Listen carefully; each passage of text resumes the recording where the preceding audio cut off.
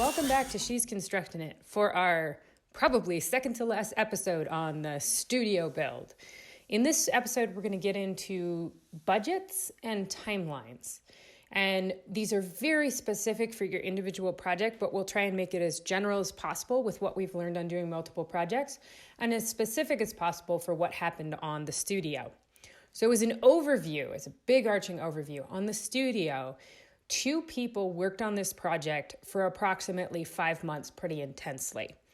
And we ended up spending right around $10,000.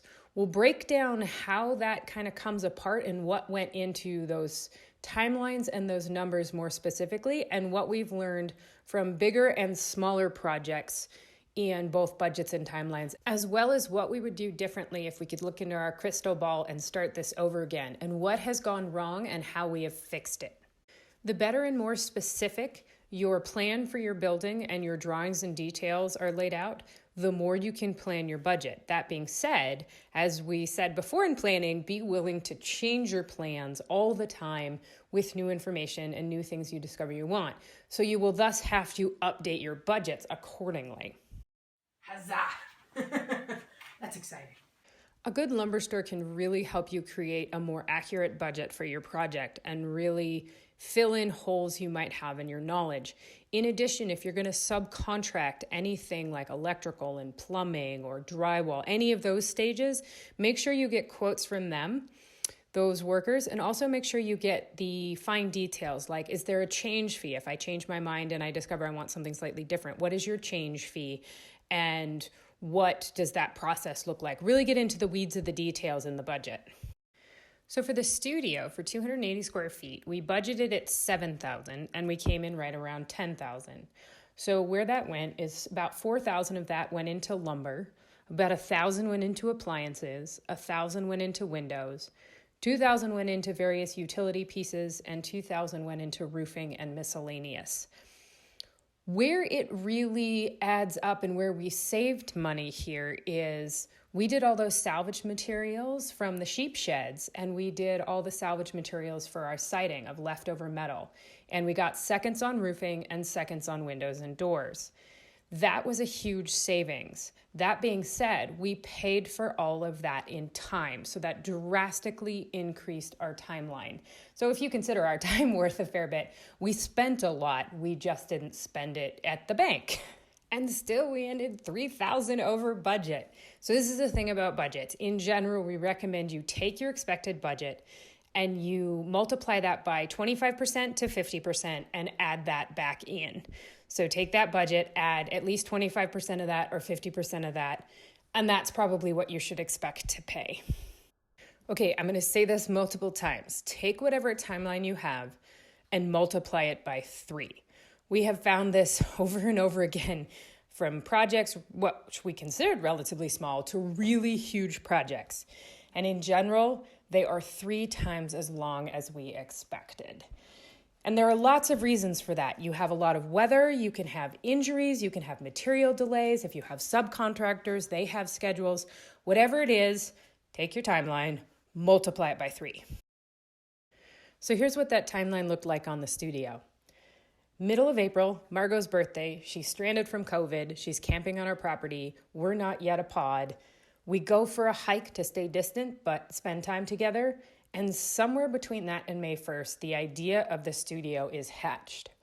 On May 1st, we start actual planning and digging utilities. During May, we also remember the cool sheep sheds and go out and investigate them, discover they have lots of materials we might want to use, and spend 3 days taking them apart.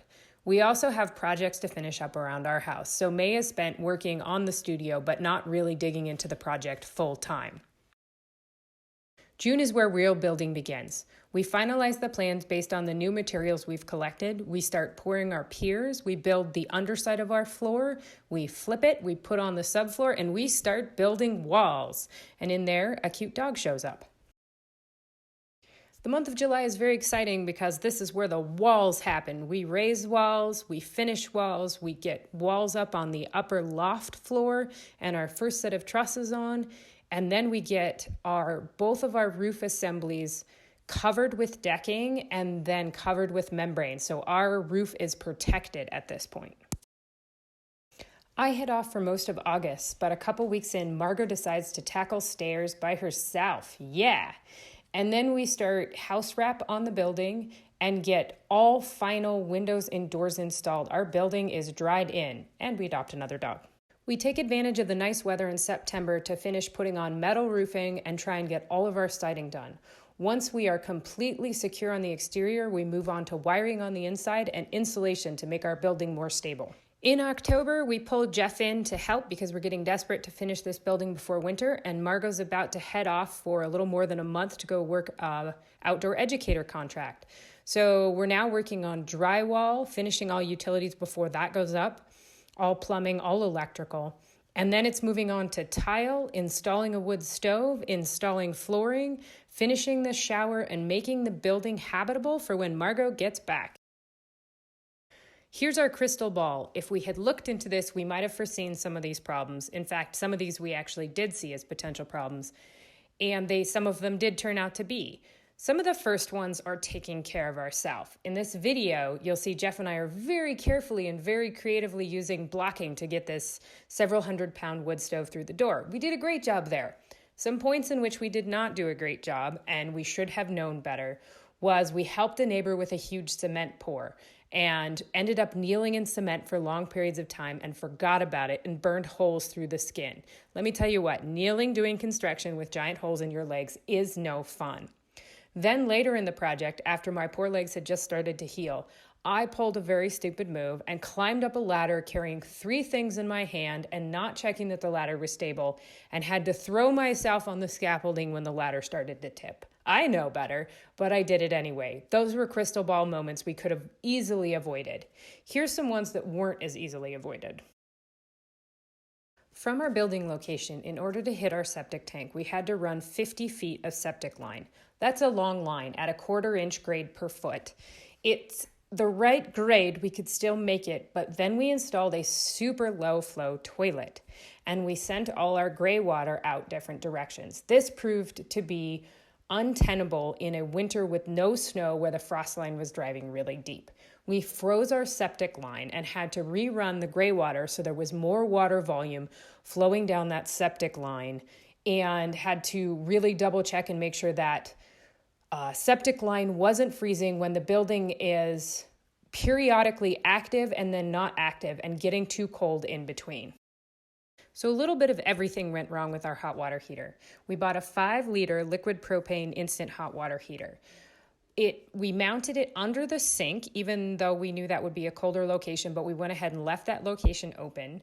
We built in a backup hot water loop for making sure it stayed warm at night, but we didn't put the probe quite in the right spot. Turns out that the venting, it's a vented hot water heater, ducting to the outside was dropping more cold air than we thought right on top of the small pipes in this hot water heater. And it actually burst. We then fixed the hot water heater. Jeff fixed the hot water heater, pressure tested it, and reinstalled it in a safer location a little farther away with a little bit longer vent. But it seems that this hot water heater just isn't up to the job. It's a little too small for running a shower. When we committed to using our beautiful old 1950s aircraft hangar trusses, we did some things in our roof that would make our building a lot harder to keep warm. Specifically, we made a pretty small insulation space up there. If we wanted to create a bigger insulation space, it was going to be significantly harder and significantly more expensive.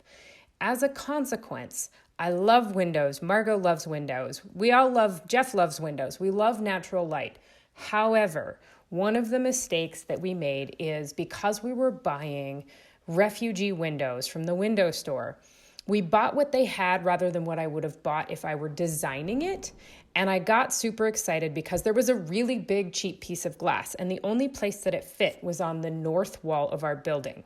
North walls are cold and a terrible place for big windows unless you can avoid it. They do have great views in our location, but they also lose a lot of heat. And we found in this building it was losing too much heat anyway because of our low insulation, that we needed to come up with another solution. This took a lot of head scratching, and eventually I came up with an insulated fold-down desk.